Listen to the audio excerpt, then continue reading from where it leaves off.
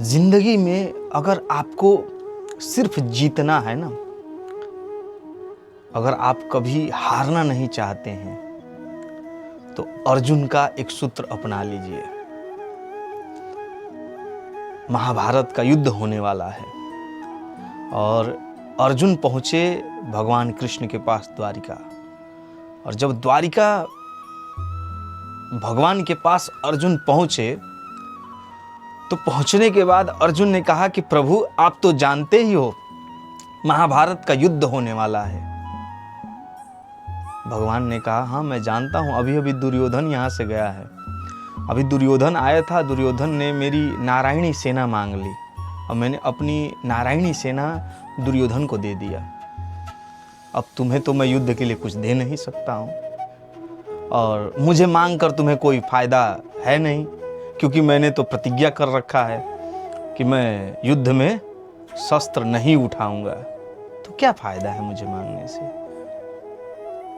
अर्जुन ने जो बात कही ना, जिंदगी में अगर हर एक व्यक्ति उस बात को पकड़ ले तो मेरा मानना है कि जिंदगी में उसकी कभी हार नहीं होगी। अर्जुन ने कहा प्रभु मैं यहां कोई सेना मांगने नहीं आया हूं, मैं यहां कोई हाथी घोड़े नहीं मांगने आया हूं। आप तो जानते हो, हाथ जोड़कर भगवान के आगे शरणागत होकर अर्जुन कहता है आप तो जानते ही हैं प्रभु महाभारत का युद्ध होने वाला है। मैं तो बस इतना चाहता हूं कि आप मेरे इस कार्य में, इस युद्ध में मार्गदर्शक बने, आप मेरे सारथी बने, आप इस युद्ध में मुझे मार्ग प्रशस्त करें। जब अर्जुन ने इस बात को कहा, अर्जुन ने युद्ध उसी समय जीत लिया।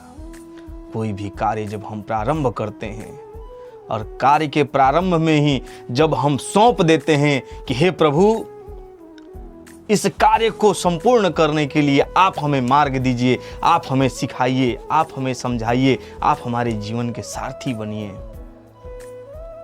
तो भगवान की कृपा आप समझ लेना कि वह कार्य उसी समय संपन्न हो जाता है। राधे राधे।